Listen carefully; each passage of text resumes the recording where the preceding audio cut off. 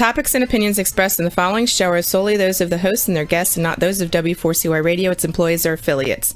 We make no recommendations or endorsements for radio show programs, services, or products mentioned on air or on our web. No liability, explicit or implied, shall be extended to W4CY Radio or its employees or affiliates. Any questions or comments should be directed to those show hosts. Thank you for choosing W4CY Radio.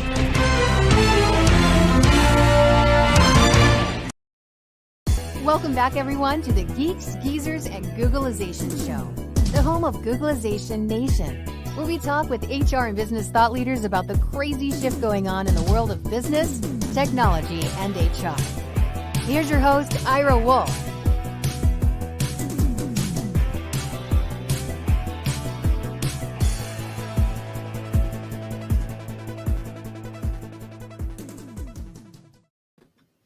Hey, if it's Wednesday, it must be Geeks, Geezers, and Googlization Day. Welcome back, everyone, to Googlization Nation, and thanks for listening, watching Geeks, Geezers, Googlization. How are you doing, Jason? Doing great. We're all doing well here at the homestead in Indianapolis. My oldest son, Duke, has been playing baseball this summer. His tournament is starting this week. Baseball tournament. He got one of the top 2 seeds, so he's on a pretty good team. So we're in full baseball mode right now. Excellent. And that's good to hear because baseball in the fall, I mean, isn't it football? Isn't everything football? That's right. In terms of what I watch at home, but then I've got to go to the park and root on my son for sure. But that's me. I'm in football mode already. Absolutely. Yeah. And it's nice to be talking about those things again, because last year at this time, there weren't any of these activities, and we're certainly in an unusual time, and we are, and that's what we're going to be talking about today: the hybrid workforce and hybrid workforce and the hybrid workplace. And there's I'm not sure they're both on the same pathways. In a lot of organizations, if you think about that, what employers want and what employees want, and then where is that going to happen, and what does that look like, and some of the consequences. I've been doing a fair amount of interviews, but we've got a great guest today. We've got Farissa Knox, who has actually done this. I mean, she has a team of 27 people, more traditional workplace 18 months ago. And now they've transitioned, and they do have to show up for work, but not as much as before. And not everybody is there all the time. So we're going to be talking about what were some of the lessons she learned, how did it happen, what would she do differently, and certainly she's a smaller business, and 95% of businesses in this country are small businesses, and especially those in the professional services, which she is advertising and marketing. How, what's that going to look like, and where is it going? So it'll be fun. Yeah. So before we get there, Jason, I mean, we've been talking about this every week. We talk about this in some form or fashion, whether it's last week we had Yoram Solomon. It was great. We talked about trust in the workplace, but we've talked about recruitment and the experience in jobs and labor market. And I know from our exchanges during the week, we'll definitely be talking about women in the workplace again. We've had a couple great guests on that, talk about the She Session.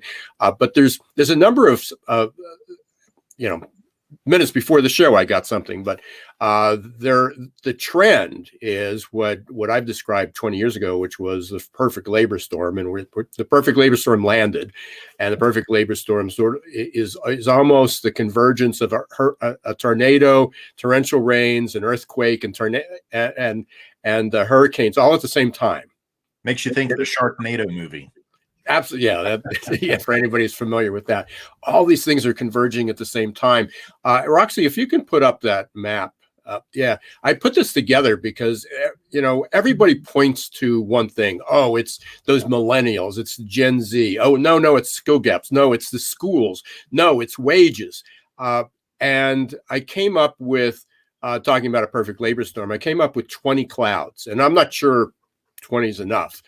Because I started to consolidate some of those. But, even if as I told a couple of people, even if every one of these clouds represented 1% of the population that decided to withdraw, or they're not up to speed on skill on skills, or if they need to stay home and take care of elderly parents or childcare, whatever it is. If every one of these only represented 1% of the working population, that would be 1/5 of the population, 20%, is not available to work. It's crazy. Correct. So you can take that down, and we can see Jason again. So these are just some of the statistics, and I want to put this in the background when we start talking about hybrid work, because people are making decisions, either whether it's a vax mandate or hybrid work, or whether you show up, whether everybody's going to have to come back to the office, or whether everybody can still work remote, or the millions of variations that are probably in between those two. There's lots of considerations to make. But on top of that, in the background is, and I got to read these because I don't have time to measure them. These had just come up this morning. Labor participation rate in the U.S. is at the lowest point since the 1950s. Wow. So it's at 62%. And I know we've been talking about females in the workplace. Its female participation rate is 52%, and it had been 60%. It hasn't been that low since the 50s and probably the 40s. Google searches for hourly jobs are down 4%. But put this in context. Warehouse and logistic jobs are up 336% pre-pandemic, not since the pandemic started. Pre-pandemic, 336%. Hospitality jobs, 316%. On-demand jobs, 219%. Healthcare jobs, I'm surprised it's this low, 129%. Retail jobs are up 35%. Grocery jobs are up 93%. The only jobs, and there's a few percentage jobs that are down, like restaurants. Many of them closed. They're cutting back on staff, or people just don't want to work there for the wages. But they're only down a few percent. So, demand is huge for these. We're talking about the retail, what the holiday seasons are going to be. Whether people are working from home or remote or whatever, the demand has changed. So it's really crazy. We'll come back after our break, and we can close up talking about some of those things. But for today, there was an article, and I shared this with you. I shared it with my guest right before. It just came out. I don't know when it came out. I just got the email, so I assume it just was released. It's from a Harvard Business Review. It's called Rethinking Back to Work. It says, as organizations tentatively plan how to get work done amidst the uncertainty of the coronavirus, leaders and employees are touting the benefits of flexibility. But here's the question. This is what we're going to talk about. What does flexibility at work look like in practice? And whatever option you choose, whether you decide to go remote, whether you decide to go back to in person, I just saw an article yesterday. It said, even though people are putting pants on to go to work, and don't ask what we got underneath below the screen here. Even though people are putting pants on to go back to work, they're still on Zoom calls at work. And we talked about this 6 months ago, a year ago. I said, when people come back to work, people will be a little fearful. They're not going to crowd into a room. There's still going to be people that don't come to work. There's going to be clients and customers that don't want to come to a workplace. Even if they feel safe, they don't want to do the drive. Is, hey, I can talk to you on through a Zoom call or a screen call. And then the final part of that, not the final part, but the next sentence was, and how can you know whether your team or organization is using it successfully? Okay. Love that. And yeah. So we're going to talk with Farissa Knox. We're going to bring her on right now. She's got a great story. She's got, she's one busy person. Her company is RLM Media, which is an advertising and marketing company. She's got, I love this, and we've got to talk about this. She's a producer. Her team is the production behind PR Girl. I'm just singular, right? I'll let you talk about a lot of people, which is on Plex and Amazon Prime. So you are the first guest that I know out of 160 some episodes that we've had that is actually a producer and on Amazon Prime. So excited about that. And you're an author. So welcome, Farissa, we've been waiting to get you on the air for a while. Yes, no, thank you guys so much for having me. I'm excited to have this conversation with you guys. It's literally all the things that I care about and am consumed with on a daily basis. So tell us, what did I miss out of that? I mean, you have a PR advertising marketing firm. Give us a little history of that, and then what happened in February, March of 2020. How did that rock your business? Yeah. So you didn't miss much. So RLM is my booming business, I like to call it, right? Like that company will be 13 years old actually in November of this year. So we've experienced a lot, right? COVID aside, it's been one of the bigger things, but we've gone through a lot of different things. So you started that in the last recession, right? That's right. 2008. 2008. Quick math, Ira. That was quick math. Yes. We started in 2008, literally got my papers the day Obama became our next president, right? And was on a real high. And I didn't know a lot of the stuff I didn't know, that I was walking into entrepreneurship. But that was my first company. And here we are 13 years later, and we're a full service integrated marketing, communications, and ad agency. So we do a lot of different things, from research to campaign development to paid traditional media, digital marketing. And we really we tie it together in an integrated, magical, unique way for each client based on what they want to accomplish in the market and who their target clients are or customers are. A few years into starting that, this is before I had my kids. I like to tell people that because it's like I had all the free time in the world and I didn't realize I did. I thought, I know how to start businesses. Let me just start a new one now. And so I started my production company called What Are You Wearing Productions. And at the time, it was meant to just be a digital platform where people who love fashion and style and beauty could come and devour content in that space, right? Whether it be editorial or a podcast. We had a podcast also. Some videos. And as I understood that business model more and more, I realized I would have to raise millions of dollars to actually attract the eyeballs to the content that we were producing.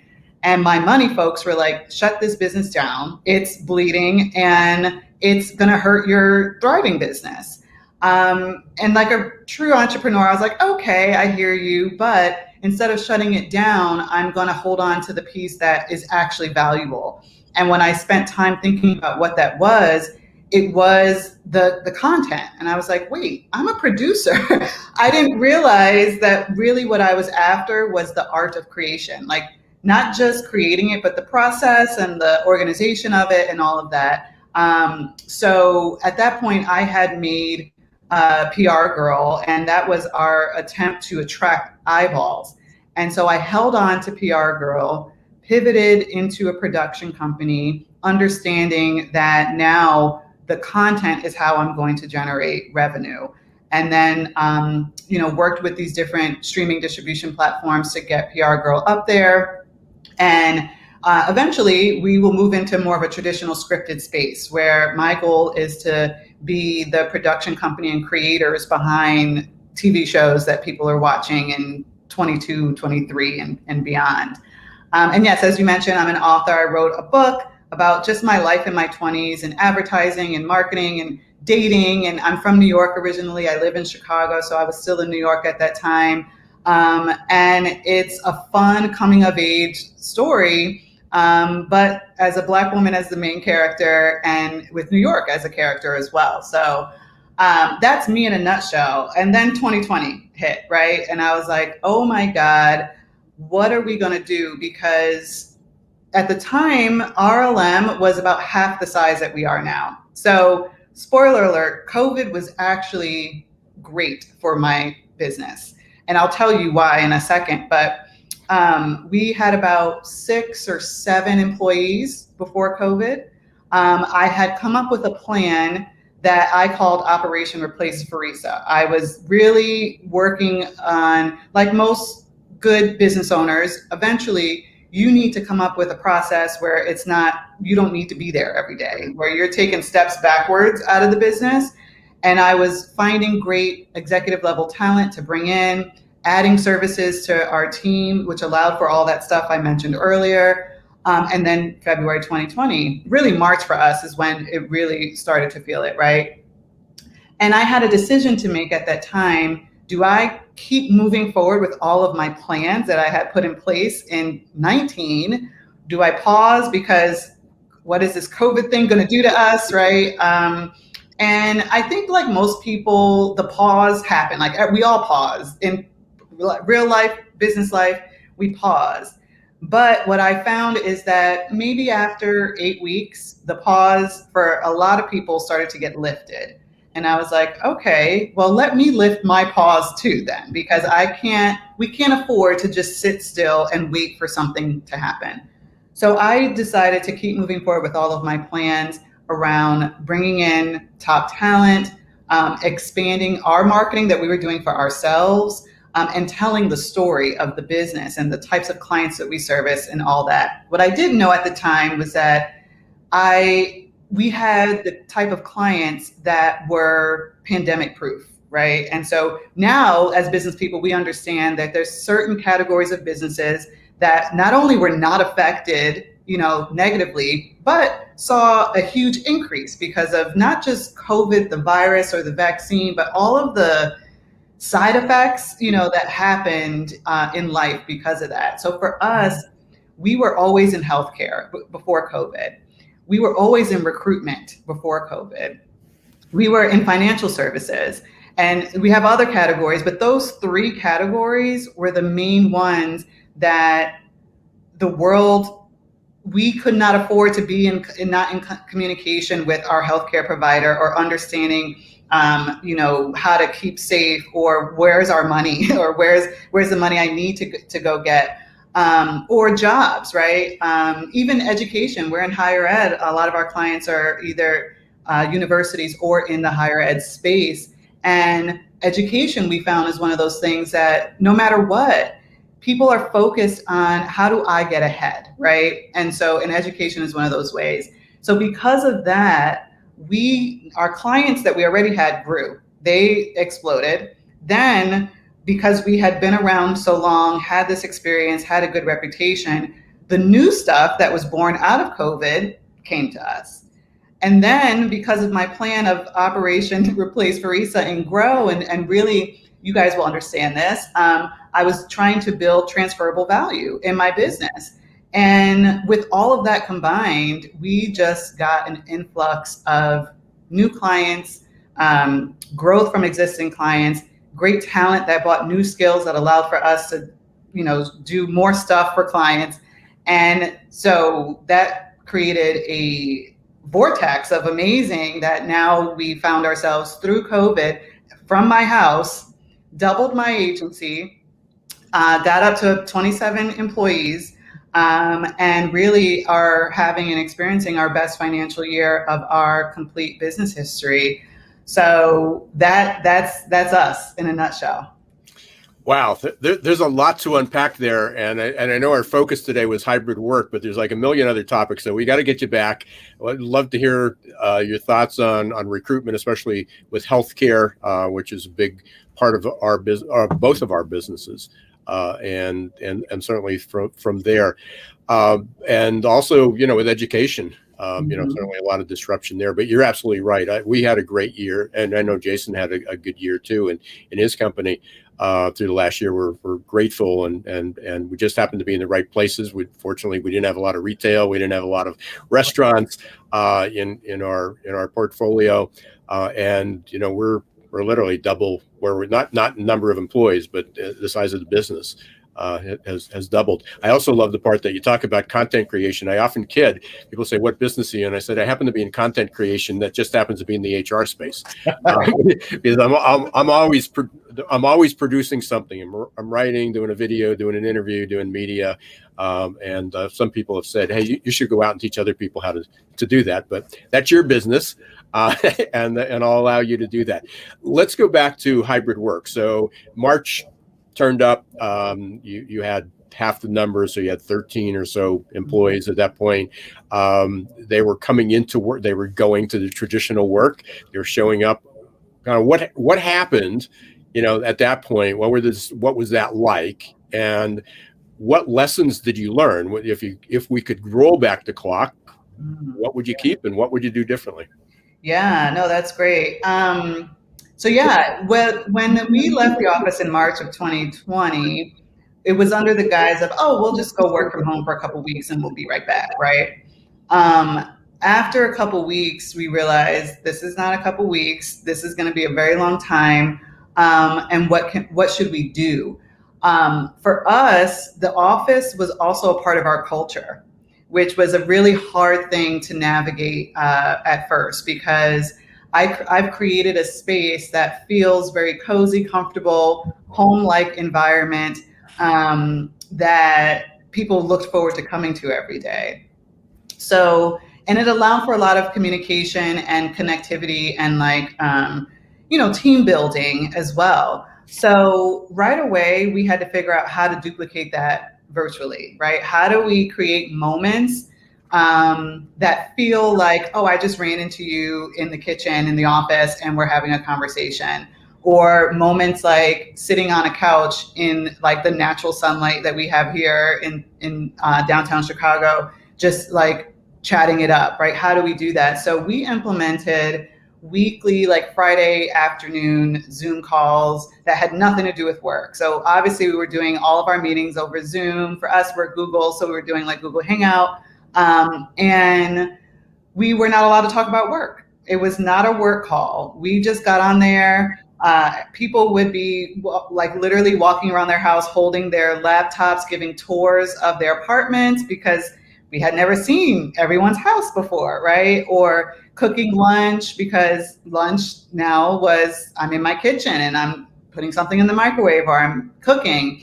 To when things got a little bit darker, where folks started to feel like really anxious and express, hard thoughts about how they feel living at home by themselves. Because some employees are single and have no family in the city, and were living alone, experiencing COVID alone, and the only connection that they had with people was Zoom. So we would start talking about these real topics, and then things around race and George Floyd's murder, and we were almost like each other's therapists on Fridays, and really bringing topics that otherwise might not have the time to get discussed at work.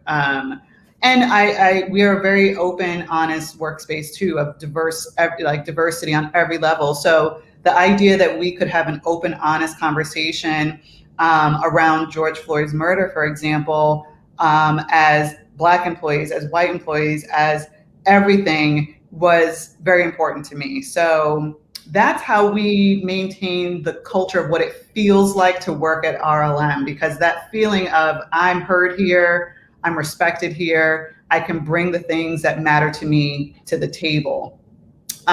Eventually, work got so much and we all got so used to working at home that we didn't need that anymore. And we phased it out and started to do stuff like, maybe we'll just be on Zoom together and not talking and just working, right? And I can hear the music playing in your house and we're just like doing emails, doing our thing. And then we, from there, we didn't need much after that. It was like, okay, we're growing. We see each other on camera. This is now our new normal. And I think everyone had gotten used to it by a certain time. And it wasn't until then the conversation started, well, ooh, we're vaccinated. Can we go back to the office? Like, what's the deal there? That things started to shift. It's so interesting because I don't remember. The days just blur and the times blur. So I say it was yesterday. It could have been 3 days ago, 2 days ago. But there was a conversation or something that I read, and they said that this remote work will never recreate that ability to be creative and have those water cooler talks where that happened, that you run in somebody walking to the restroom and something spurs. And it's true to some extent, but you've just shared 3 ways that it could still work. You can still do that, which means it's the culture. If your culture only allows creativity, innovation around the water cooler, then it's a culture problem. Right. It's an environment problem. It's not a remote work problem or a hybrid work problem. Right, right. I think the only missing piece from there is, like this happened here this week, where Mondays for us now, and I'll describe what our new normal is, right? So once I got a good feel for everyone being vaccinated, which really we weren't allowed to be like, are you vaccinated? Are you vaccinated? But people pretty widely, I feel, who are vaccinated are very happy to tell people like, hey, I'm vaccinated, right? So that was happening. And I was kind of like I was like, oh, I think we're all vaccinated, guys. Like, this is good. Okay. So now that gave me some freedom to start thinking about what a new work week would look like. For me, balance, I'm obsessed. I'm obsessed with balance, right? So the idea that the only two options are work remotely or go back to the office Monday through Friday, 9 to 5, is like, what's wrong with everybody? There are a million options. That's my line. But it's true, right? It's like, there's so many different things in between there that we can do. And I was like, okay, what is the thing that allows for us to hold on to all the things that we like about remote work, right? It does feel good to just get up, take a shower, put on comfy clothes, and get to work. That is a luxury that we don't want to throw to the wayside forever. But there is a value in having a business conversation in person. Someone walks by that, oh, she can add value to this. Hey, Kristen, come here. And then now there's like a whole nother level of conversation happening. So for me, it was like, how do we get best of both worlds? So I orchestrated a work week that looks like Monday, because we always had our Monday morning meeting, full team. Monday is a mandatory in-office day. Everyone who lives in Chicago, because now actually through COVID, we have 6 employees that don't live in Chicago. They were virtual hires, and they have, maybe now we've met them once, but during COVID, we hadn't met anyone in real life that were new hires. So Monday, everyone's in the office except the folks who live out of state. Tuesdays and Wednesdays, the office is open, but it's very optional and flowy, right? So like if your manager or your director needs to have that team in, then you're in. But as an individual, you can pick and choose, if that's not the case, whether you want to come to the office or not. And then Thursdays and Fridays, the office is closed and everyone's encouraged to work remotely. And so what that does is give you that flexibility as an individual of when you're in the office, when you're not, and even to, if you want to work somewhere else, like I joke with folks, I'm like, you could fly to Miami on a Wednesday evening and be there Thursday, Friday, Saturday, and most of Sunday, and work and have a life, and then be back in Chicago on Monday for the in-office, situation. So it's that balance that I really wanted to give to everybody as a modern element, right? Because we pride ourselves on being a modern agency, so that means we have to be the ones to come up with the new way of doing things. Oh, Ira, you're on mute. I was sending a message to Roxy there, so I didn't want to hear me typing. We normally kind of, I told you we'd be off by 1:30 or 12:30 your time.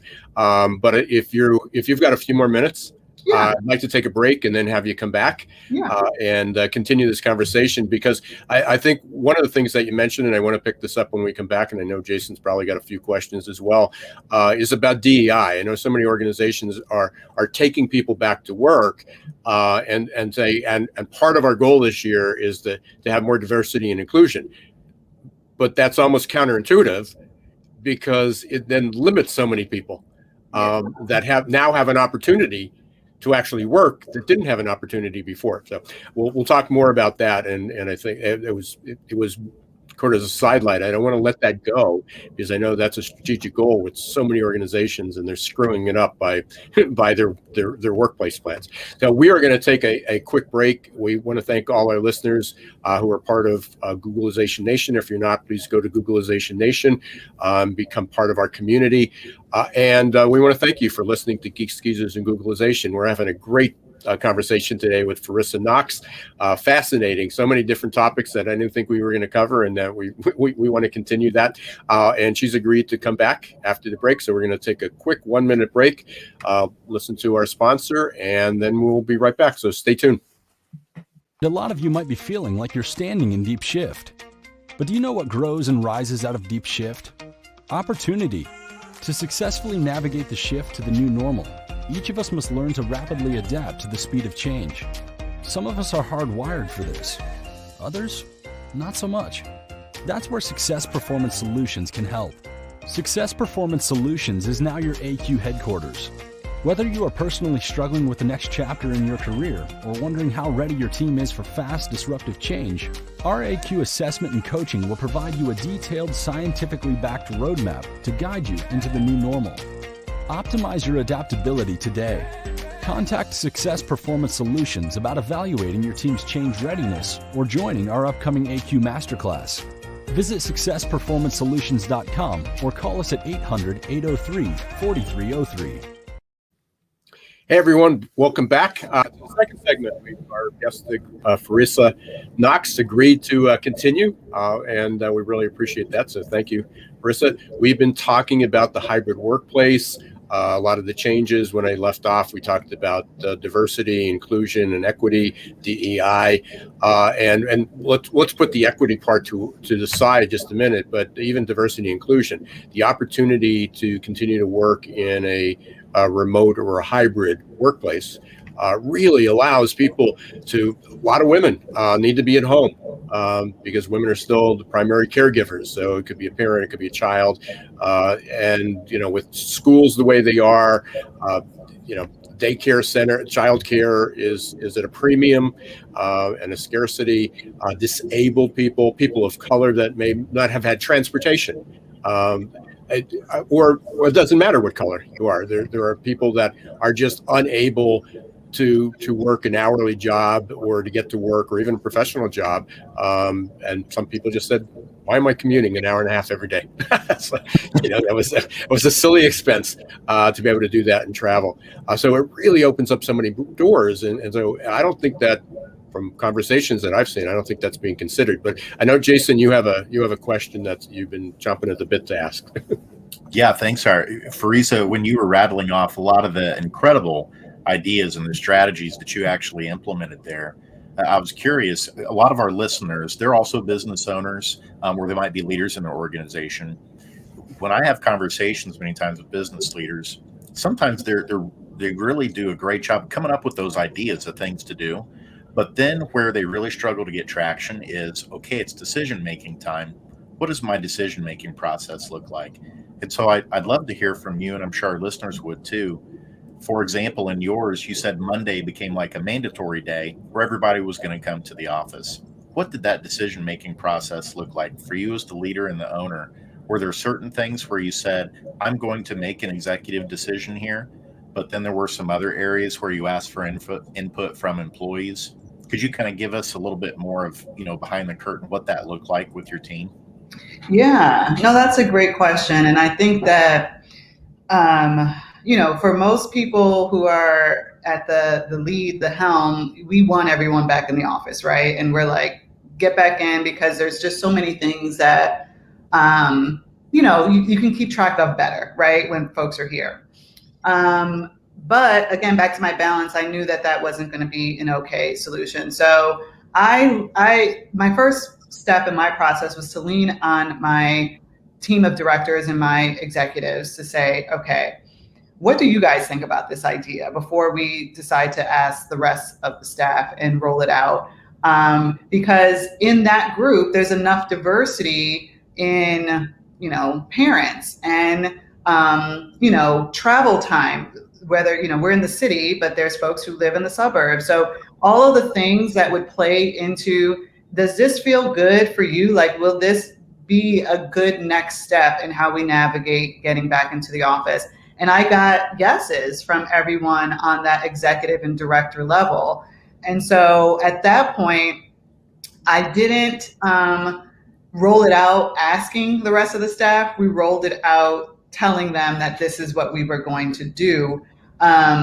And why, right? Not just like, and that's a huge, I think that's a huge part of when you are announcing something new that really is changing everyone's life again, right? Because we've all been living through these massive life changes. It's the why behind it that I think gets most people comfortable with it. And it's not because you need to be in the office in your chair at 9 a.m. Like, that's not the why behind us coming back to the office. The why is we get so much more value out of seeing each other at least once a week, all of us together. The clients get higher quality output from us. We have the ability to, brainstorm and have one-off conversations that wouldn't happen because then I got to send a link and then we got to do this. We're just passing and now something magical happened. So everyone, I got head nods on the why. Everyone was like, yeah. Like, that is important, right? So then when you understand the why, it's easy for you to be like, all right, I'll get on this train on Monday, right? I'll do that because those whys also matter to the individuals that make up this company. And you get to like hang out with people that you like, right? Like, that is an important thing where, especially, younger employees who might have graduated college and started their professional career during all of this. They don't know a lot, right? They don't know what it feels like to go to work every day. They don't know the traditional aspects that we have, let go of. So there's a lot of learning that still needs to happen, that although you're hiring people to do a job, there's a lot of learning that can only happen when you're around the other people who know way more than you. And that's one thing that I'm experiencing now, where some of our younger folks or just newer folks to the industry that we've brought in over the span of these past 18 months, they get an education that you can't get unless you're here in the office watching your manager or your director or your coworkers or even me do things the way that we do things. So I think that's, Farissa, that's so important. Jason, I can't remember how many weeks ago it was, 2-3 weeks ago, we had Daniel Farage and Rosa Beltran on. They were two Gen Z. And I remember Danielle saying something that would have been obvious to us if we thought about it, but she just brought it out. She says, I've never worked in an office. Right. She never had to go to work. And she's phenomenal. She's so, you talk about blowing away stereotypes of young people and lazy and not skilled, very finesse, but you would never have known it. And we would have never considered it because I've never had to go to work. That doesn't mean she wouldn't. But again, I think that's really important for people to understand that there are people that, never worked remote, and now some people never worked in the office. Got a question for you. You have 27 employees. Everybody's vaccinated, so I got a question there. But the other one is, when you have your Monday morning meetings, how do you engage? How do you incorporate the 6 that aren't there on a regular basis? Yeah, so we have like a big open area that's literally on the other side of this wall that we've kind of created in like a little mini stadium seating. So there's a screen, there's a big, TV screen that we connect a laptop to, and we have camera, like we're an ad agency, so we're very creative, right? So we have like a camera that moves and like looks at the person who's talking, and the folks who are on Zoom can see the big room. They can see all of us. And we have a mic so that they can hear us. And so we can see them because we're looking at the TV and each other, and they can see us because the camera is looking at us. So we had to, that's a whole new, situation that we had to come up with in order to make the virtual folks feel like they are in the room too, because that's another important, whether it be employees or, clients, because although we're back in our hybrid work week, not all of our clients or partners are. Like, everyone is in a different phase of this, right? So we needed to be able to pipe in people and have it feel like normal, and not have it be where we're all at our individual desks doing a virtual call and not really getting the benefit of being in the same space together. I'm curious, and I'm going to put you on the spot a little bit. This is a topic that's been the article I was interviewed for, and it was just published yesterday, I think, in Forbes, with about vax mandates. You said, fortunately, you tracked it, you didn't enforce it, but everybody was vaccinated, so it changed the conversation. What's advice to someone where that doesn't happen? Yeah. That's rough and tough. I think that, like, if I were in that situation and I only had a small handful of employees that actually got vaccinated and shared that with me, I would have to think through not a mandate, but some kind of like timeline, right? Because there's too much at risk, not obviously our health, but beyond that, there's too much at risk if we're not all on the same page about how we're going to move forward. The vaccine is just one of the bullet points on being on the same page, right? So I would have had to have a HR approved like meeting that really explained, again, back to the why, explaining to people why being vaccinated is important right now. And reminding folks, like, we've all been vaccinated for all the things that have existed before COVID. That's why we're all here, right? So it would have been something on that level where it was sort of like a come to Jesus why moment of, this is why it matters. And if we can, figure out a way for all of us to do this by a certain time frame, then here are the positive side effects that we'll be able to experience, right? After that, I don't even know. I think part of our culture is, we're modern, we're progressive, we're all of these things that most people who fall under these categories have long time ago been vaccinated. Yeah, it's well, fortunately, you didn't have to reach that, but I was curious because, again, that topic is coming up.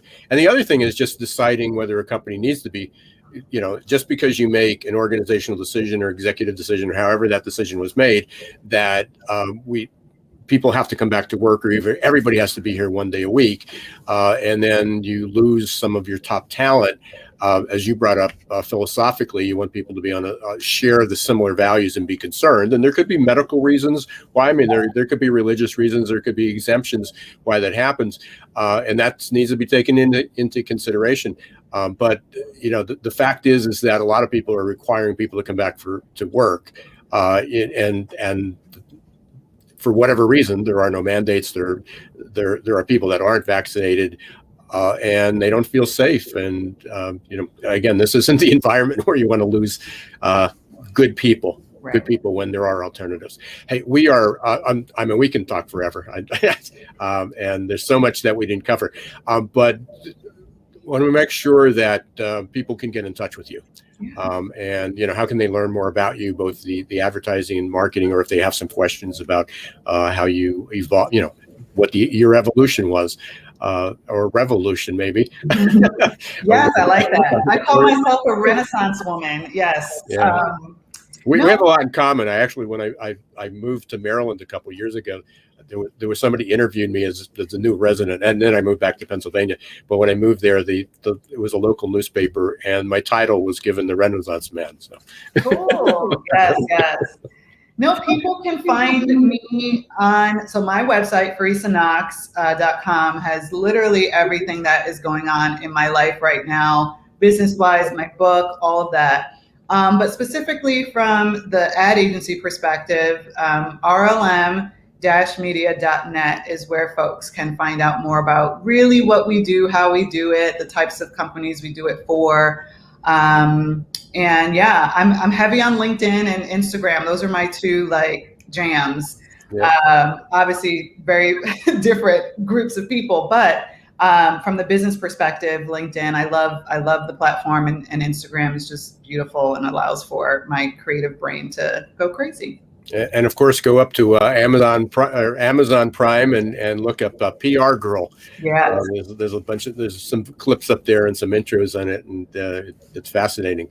Thank you. And by the way, I mean, I was going to come on with my T-shirt today, or my hoodie. Actually, it's 47 degrees outside, so I was going to come out with the hoodie today, and I figured I can't do that. Actually, we're going to talk about to the person who's talking about fashion and appearance. Thank you for dressing up for me. I'll tell you what's below the screen. But Farissa, thank you very much. I really appreciate it. I know we scheduled you a while ago, and we had to reschedule you, and I'm very appreciative of your flexibility, talking about flexibility. But we'd love to get you back, continue this conversation. There's so much you had to be able to talk about. And please, for the listeners out there, please reach out to Farissa. Yes, I would love to be back. Thank you, guys. Hey, thanks, stay safe. Have a great day. Bye. Jason, the guests are, I mean, everyone is like, we don't want to let them go. I know. There's so much. And you mentioned the DEI piece. We could have gone down that road too with her, and hopefully we'll get to do that next time. Well, I'd love to talk to her about recruitment. I mean, how are they helping company? What's their brand? I mean, we talk about employment brand and messaging and working with healthcare and some of the same industries that we're in, and education certainly needs a rebranding of itself, and what does that look like, and the employment experience. So we can absolutely we can go forever. So now we've got Yoram, we've got Rosa and Danielle just in the last couple of weeks, and now Farissa. We got so much, we can have an all-star panel of talking about this. We'll have to talk about that. So, and it's such a fascinating topic, Ira, because now we're starting to see McKinsey, Deloitte, Harvard Business Review, that article that you shared with me. It seems like we're at a period of time now where the pandemic is now about 1.5 years around in terms of how long we've been in it. And now we seem to be at a phase where enough organizations have been trying to figure this work schedule out. Is it hybrid? Is it remote? Is it in person? That we're now starting to get these really well done studies by these consulting groups. And what just is really interesting about that is those three that we just mentioned, the one from McKinsey that just came out last week, the one from Deloitte a month ago, and the Harvard Business Review one that you shared, the consistency across all three is that unfortunately, women and people of color are the ones where this has hit them the hardest. And what was fascinating from one of the articles, they said women have traditionally been the primary ones in the workplace, even before the pandemic, who have asked for more life-work integration. And unfortunately, that has come at a price for them many times of pay and career discrimination. And unfortunately, the she session, as it's been called sometimes too, we're just at a point now where so many women felt like they were in a position where they had to make a choice of, okay, do I give up my career so I can care for my young kids? Or am I in a position in life where I'm also a caregiver for my older parents? It's just interesting that these data now are coalescing around that in terms of work schedule, and that unfortunately, unless employers are stepping to the plate to specifically put some life work integration pieces in beyond even just a flexible schedule, that unfortunately these gaps with women and people of color in the labor market may continue to persist. Oh, absolutely. And you said so much there. I just interviewed yesterday for an article on TV, or not an article, for a TV spot, and was about the trades. And, where can people find people? And because of the Great Resignation, and the trades are still 90% men. And yet the male participation rate, which we started out the show, is declining. So there's less men that are either capable of working or want to go to the trades. They got to change the messaging, the branding, the management style, the leadership style, because there's opportunity for women that could work in construction and the trades and other positions, and it just isn't happening. So there is so much there to unpack, but we are almost out of time. And we want to thank everybody again for listening to Geeks, Geezers, and Googlization, or watching if you're doing this live. And please, if you missed it or you want to hear it again, or you want to share this, the content from today, please either subscribe to the YouTube channel, which is youtube.com/Ira Wolfe, or you can go to any of the popular podcasts. We're on hundreds of them around the world. Go to Geeks Geezers Googlization, and please subscribe and share the information. We'd really appreciate that. And don't forget to join Googlizationnation.com and you'll get information there. Until next week, please stay safe and don't let the shift hit your plans.